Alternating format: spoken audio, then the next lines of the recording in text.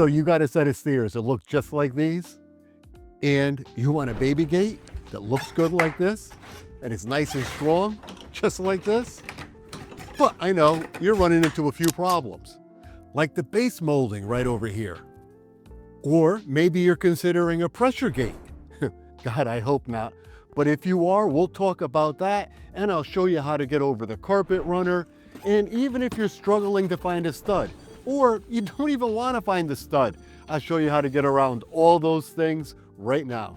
Hey, I'm George, and I'm a carpenter by trade, and about 7 years ago, I niched down and I started a business doing nothing but baby gates. And I've seen every different type of staircase imaginable. I've done spiral staircases, glass staircases, bougie staircases, you name it, I've done thousands. And I'm gonna help you out right now and put a gate on these stairs. And your new gate is gonna look just like this. It's gonna be a retractable gate, and you're gonna love it. And not many people could say that, but you're gonna love your baby gate. But before we install it, let's talk about pressure gates. If you are seriously considering a pressure gate, let me cut right to the chase. They don't belong on stairs. Never. Not the top of the stairs or the bottom of the stairs. First of all, every single pressure gate has this bar along the bottom. It's a tripping hazard. Who in their right mind intentionally puts a tripping hazard on their stairs?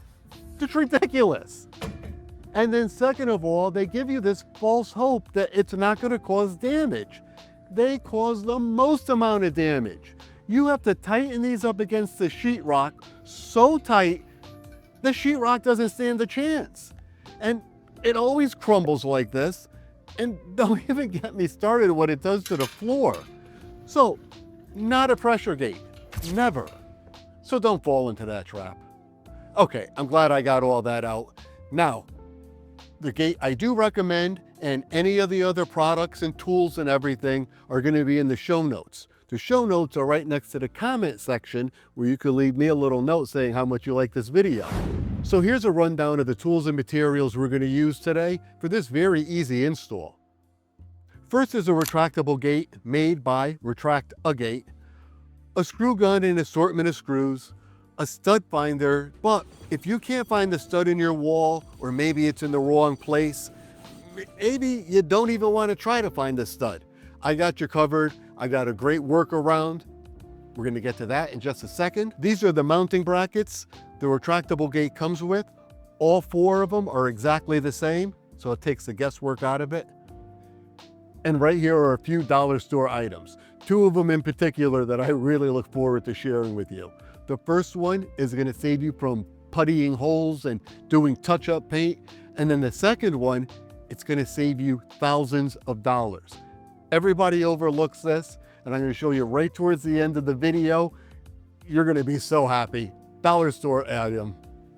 And these are some decorative blocks that you should pick up ahead of time. I get them at Hobbytown or right off of Amazon, and I use them for propping the gate up so we can get over the carpet runner. You'll see in a second. I use them so we don't have to mount directly to the sheetrock. And then here's my laser level, and I just love this thing. You're gonna see how handy this is. Okay, let's install this gate. First thing I'm gonna do is check to see if I can find a stud that lines up where we need it. And yes, we do.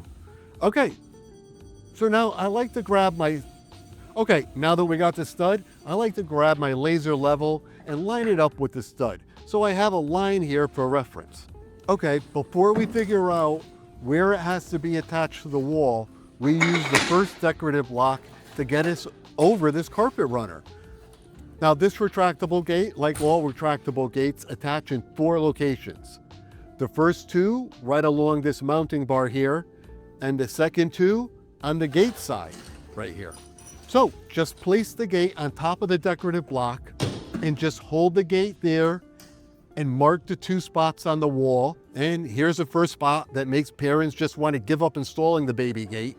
It's getting around this base molding because it obviously sticks out further than the sheetrock, but don't get intimidated.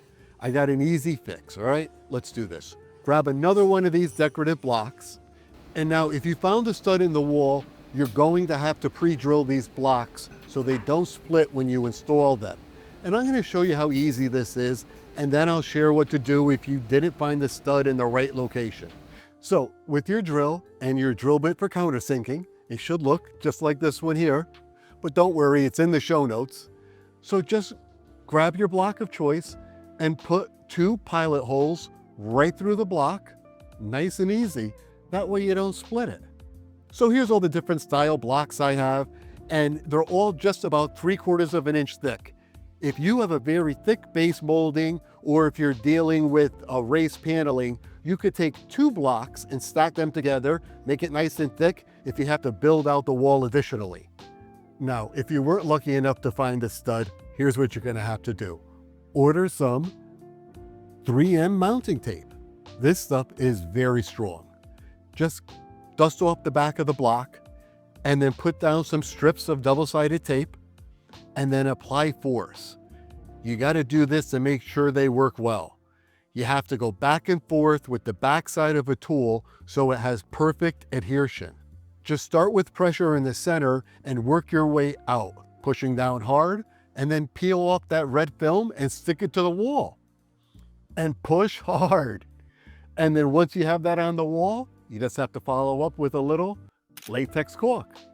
It's very simple to order a small tube just like this, and it goes around the outside, and once both the tape and the caulk is dry, this block is on there good, strong as could be. I also recommend painting these blocks ahead of time, and don't overthink it. Little Rust-Oleum, paint and primer, nice and easy.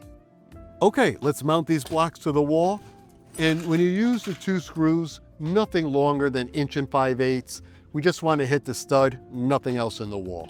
Now, once we mount the blocks to the wall, this is great. The first little hack that I mentioned, and this saves so much time. I mean, I just love this. It's these little white stickers. So instead of filling holes with putty, waiting for them to dry, sanding, painting, you just stick these on right over the holes. Look how cool this is. Pretty cool, right? All right, if you're still watching and you're finding some value here, hit the like button for me so I know I did a good job. Okay, let's mount the 2 hook brackets on the wall side here, straight up and down. And of course, you can see why I love my laser level.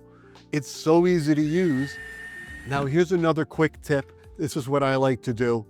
I only use 1 screw when I initially put on these mounting brackets, just in case we have to make an adjustment. So 1 screw at first, we get the gate perfect, and then we'll come back and put in all the remainder. Once you have both brackets on, just click the gate on this side, nice and easy. And you can see how the baby gate drags on the carpet, and that's why we use these 3/4 inch blocks. I like to put a little double-sided adhesive right in the bottom there, so you don't keep kicking it down the stairs.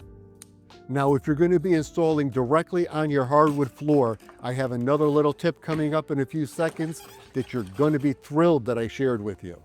So let's work on the other side. Grab the gate and pull it across only using 2 fingers. You don't want to force the gate up or down. It's perfectly balanced. So just pull it straight across and just mark the top spot on the post here.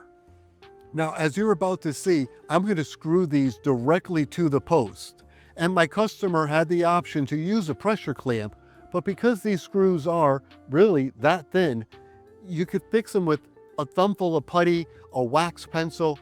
The repair is so easy. But if you don't want to go that route, you could check out my other videos, and I'll teach you how to use these pressure clamps for all different situations. Now you want to put this bracket on the face side of the post, keeping it about 1 inch in from the edge. This makes the operation easiest from both directions. And don't forget, only 1 screw. And then when you have that top bracket, pull the gate across, hook it on, and right on the bottom bracket, hook the gate again and pull it slightly taut. Now you can see exactly where that bottom bracket needs to go. You did this whole gate without even a tape measure. All right, let's test the baby gate a few times, that it's working smoothly. Remember, you should be pulling it across with just 2 fingers. always grabbing it from the center. All right, working good. Now go back, put in those remaining screws, longest ones possible. And now before I test that gate, look, this gate is going back and forth on this block right here. But if we didn't have this block here, we'd be sitting directly on the hardwood floor, just like this. Back and forth, wearing a spot in your hardwood floor. And to repair that, it costs thousands in repairs. So, dollar store solution, here it is. A little piece of furniture felt, nice and easy. It will save your floors and it will save you thousands in repairs. You're welcome. Okay, let's test the gate. Again, with 2 fingers, and I say this over and over because it does make a difference. Grab the gate right in the center, this is the handle, and pull it straight across, and then you lock the top, and then baby can't pull it off, and then give that baby gate a good strong push. Perfect. All right, check out my next video, and I point out some everyday hazards that parents do on purpose, and they don't even realize they're doing it. See ya.